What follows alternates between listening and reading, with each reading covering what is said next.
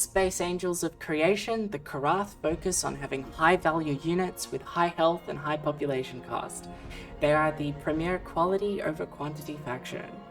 As Qrath in the Steam test, you have the choice between Awesome, focusing on towers and sieging, or Ajari, focusing on shields and run-bys.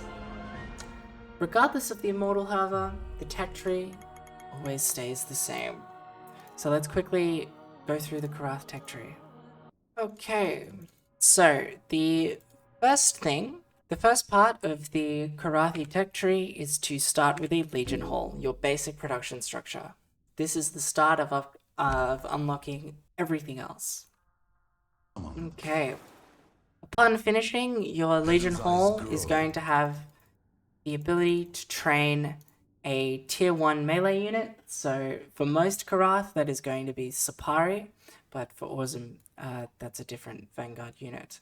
From here, we can build a Keeper of the Hardened Flame to unlock Fire Singers, our static defense, or we can, provided we have Ether, we can build a Monastery to unlock Zephyrs, or a Reliquary to unlock Magi or Saoshin. So for Ajari, Saoshin is a Vanguard unit. Let's build a Monastery first.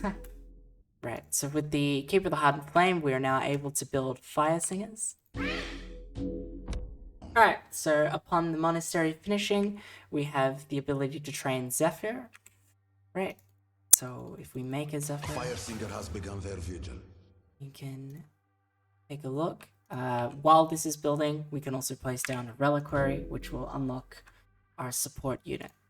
The Zephyr is a anti-armor generalist unit, so it can shoot air and ground. They have an upgrade for Windstep, which could be researched at the Monastery. They also have a range upgrade that can give them more range. Okay, so when the Reliquary is finished, you will have an upgrade in your tech tab, but you will have an upgrade to get either Sapari movement speed for most Qrath, or there's a different thing for Awesome. You will also unlock your support unit. So for Ajari, this is a Saoshin, but for most Qrath, this is going to be the Magi. Okay, so with Windstep researched, I can show you what that does. So the Zephyrs have the ability to use Windstep. Might be easier if I do this.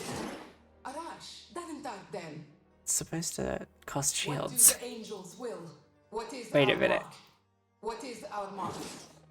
Yeah, so you could see if you're actually far away from hallowed ground that it'll cost shields.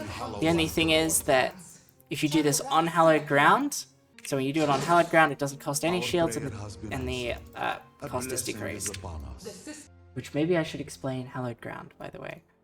All Qrath strongholds, production buildings, and full towers, citadels, give a radius around them that is hallowed ground.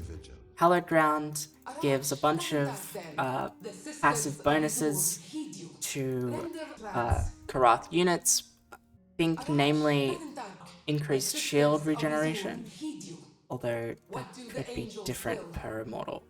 Let's look at the Magi. So the Magi is the general support unit for most Qrath. Ajari obviously has a Vanguard unit.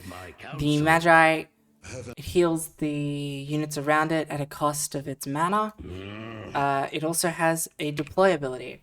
So upon deploying, the Magi will create an area of hallowed ground around it. So let's say... Okay, so let's say you've got a bunch of Zephyr. We know that Windstep means that they can use their ability with decreased cooldown and without a shield penalty while under hallowed ground. So there's one way that you could use it. Okay, so here's a clip of Magi healing. See them healing that. Heal this dervish, right? Okay, after you've built one of your monastery or your reliquary and your legion hall, you have access to building the soul foundry, your tier 2 production structure. Once the soul foundry is finished, you have access to building the dervish, the absolver, and the castigator. So your dervish are your anti-light harrier units. They're really good for killing workers. The absolver is your zone control unit. They can siege up and do an AoE attack. They're pretty good for holding down choke points and killing a bunch of low HP swarm units. You have access to castigators. These are your anti-air. They deal long range AoE damage to air units. Once you've got your Soul Foundry, you have the ability to build a House of the Fading Saints. This tech building will unlock another unit at this Soul Foundry and also has upgrades for units at the Soul Foundry. Additionally, after building your Soul Foundry, you have access to building the Angelarium, which will give you air units. So, as we can see, if we click on the House of the Fading Saints, we have an Absolver health upgrade, we have a Dervish movement speed upgrade, and we have a Castigator range upgrade. There's also a special ability upgrade. It makes the Dervish's Radiant Woods permanent, so maybe we should train a couple of those and I can show you what that actually is. So given we have our Dervish now, let's go over Radiant Wood. So Radiant Wood is an ability. It creates a mine in an area. The Radiant Wood itself is a mine that, when triggered, will slow down the units that get hit by it. By default, it has a limited lifespan, but as we've gone over, if you go to the House of the Fading Saints, you are able to upgrade this ability to make them permanent. The unit unlocked with the House of the Fading Saints depends on the model, but in general, it's the Hallower, the artillery unit, and for Ajari, it's the Arc Mother, which is different, and we'll go over that in the Ajari tutorial. Next, we can go over the Hallowers, which are the general artillery unit for Qrath. We can spot with our scout, and then use these. They have quite a lot of range, and their attacks leave hallowed ground for a limited time.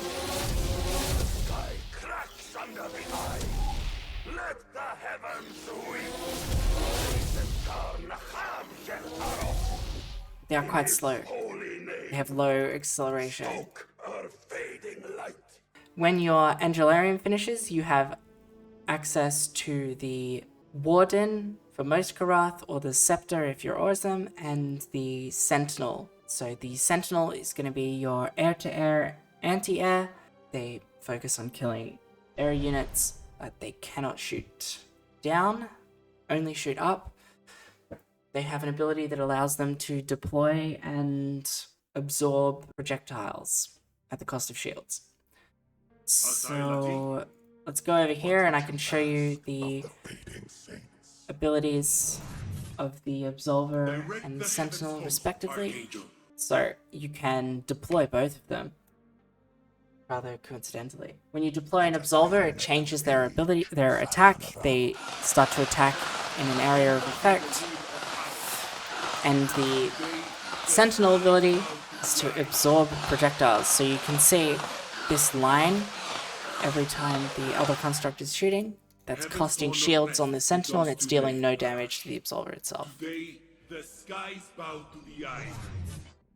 The Warden or the Scepter is your air-to-ground unit. They can't shoot up, and that's about where the similarities between Scepters and Wardens end.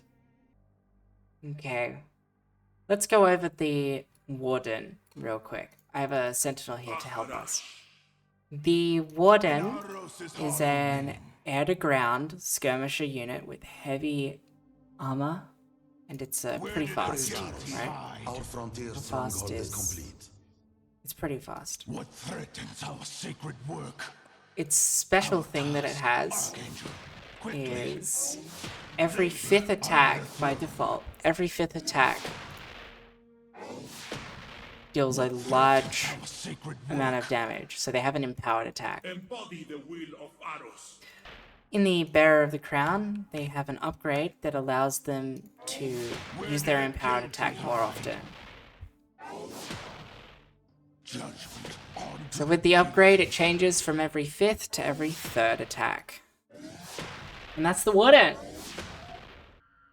Righto, after you've finished creating your Angelarium, you have access to 2 tech buildings. Blessing given. The Bearer of the Crown to unlock thrones, and the Eye of Aros to unlock Sharu and get late game upgrades for your units. Okay, upon your Eye of Aros finishing, you will have an upgrade on the Eye of Aros itself for Ore Strike. This is an ability for the newly unlocked Sharu damage caster unit. Additionally, once you get your Eye of Aros, you have access to your tier 2 basic, your tier 2, tier 1 frontliner unit. So I'm talking about an upgrade for your Sapari or your Zentari. For Sapari, that's going to give you more shields. Okay, once the Bearer of the Crown has finished, you will have a Warden upgrade for most Qrath, and probably something else for Orzum. I'll go over that in the Orzum thing. You'll also have the ability to get the Tithe Blades upgrade for Thrones. Thrones are unlocked by the Bearer of the Crown, and you can build them with the Angelarium. That's pretty much it for the tech tree itself. The Bearer of the Crown and the Eye of Aros at the end. You have your 3 tiers of production structures, and then you have a bunch of tech buildings. To go over the thrones and their ability, we're going to use these dervish to help us. So, Tithe Blades, you can cast it, and it'll take shields from the units near them. You know, it'll give them like a bubble. By the empty throne, speak. This powers up your thrones. As you can see, look how big that thing is. They'll also gain more attack speed. Usually you'd have a bunch of like Sapari or Zentari, and you could use their shields and it would power up your thrones for a limited time. So the Sharu is your damage caster. They have 2 spells. One of them Smite. I cannot target a ruin in placement. Smite is just a little damage orb. Throw it out. And then Ore Strike is a area of effect. Damage in an area. My Sharu is going to die. But that's really good versus swarms of enemies. Again, similar to how the Absolver is. Other than that, the Castigator is pretty straightforward. I don't really think I need to go over that. They're just anti-air. Right.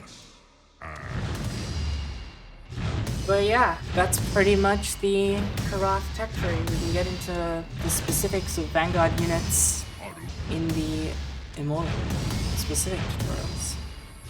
So, thanks for watching and see you then.